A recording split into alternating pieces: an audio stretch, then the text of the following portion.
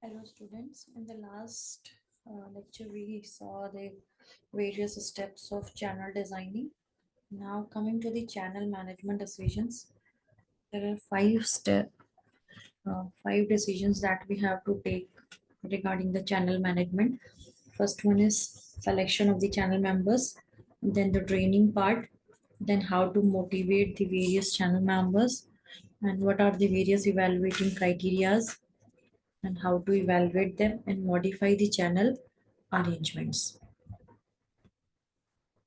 So first one is like selecting the channel members. In order to select channel members, the company needs to evaluate each member's like number of years they are into the business, other product lines they are carrying along with them, what are the growth and profit history, cooperativeness, reputation, and what are the size and quality of the salespeople, location, market covered, nature of customers, and the future growth potentials. These are the things that we have to consider while selecting the channel members.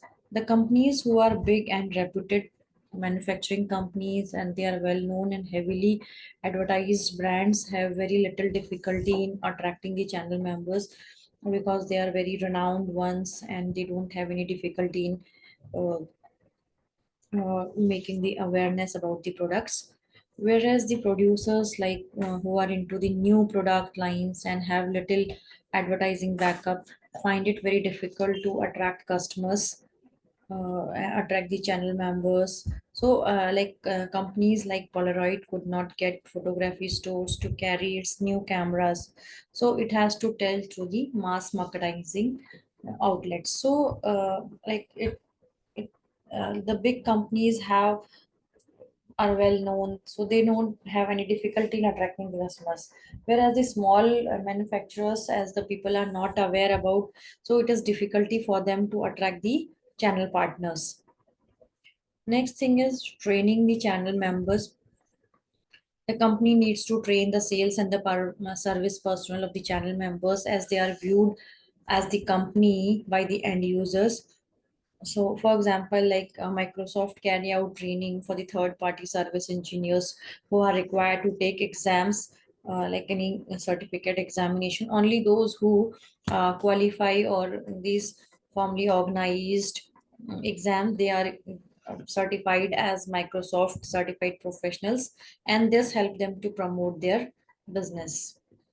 So the training is also an important part because the training of the salesperson will ultimately will increase the profitability because the salesperson are able to interact with the customers in a better way, and they can give better presentations and tell about the product so that it will be ultimately benefiting in attracting the customers. Third thing is motivating channel members. So company must not only sell through the channel intermediaries but also through the salesperson. So every intermediary who's the part of a distribution channel, they needs motivation. Even every person in a life wants the motivation, but sometimes the company uses the carrot and the stick policy. Means if they do some good things, they will be given a carrot or some reward kind of thing. If they don't follow the rules and regulations and they are not able to perform well, they will be given like stick. It is a like punishment. So at times, like motivators can be like higher margins, special deal premiums, or display allowances, sales contents, etc. These can be the motivators which pumps them uh, to perform well. Whereas the company can use demotivators like reduced margins. The margins can be or commission can be reduced to 10 to 5% on the slower delivery, etc. So smart companies enter into a formal channel agreement with the distribution channels, and they typically establishes a distribution relationship planning department whose ultimate purpose is to identify the needs of the distributors. They jointly decides the goals of the merchandising, what could be the inventory levels, what are the display plan, what will be the display of the store, and the sales and training and the promotional part. So that will be taken care by the particular department.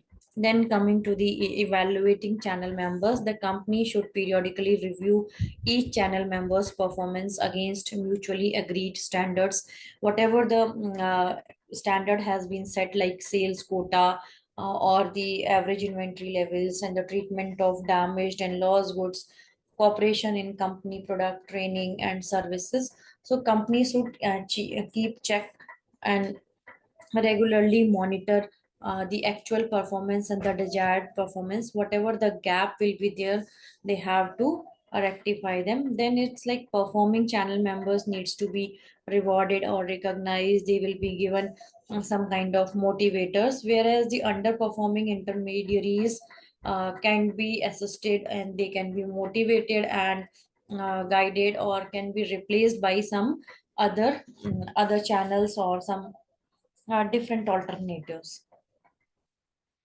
So this was all about this, the channel management. Like we have to go through a series of steps. Like first of all is like selection, how particular channel members are selected, and then the training of those channel members so that they can better perform and contact with the customers.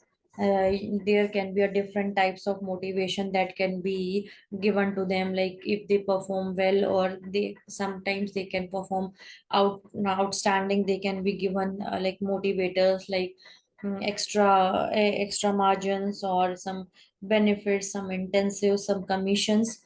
Then evaluating, we need to continuously check what is the difference between the actual and the desired output. If there is a gap, then we need to find out what could be the possible reasons for this gap.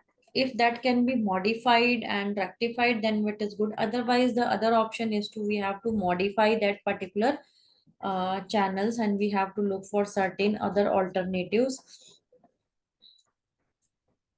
So this was all about this channel management. Thank you.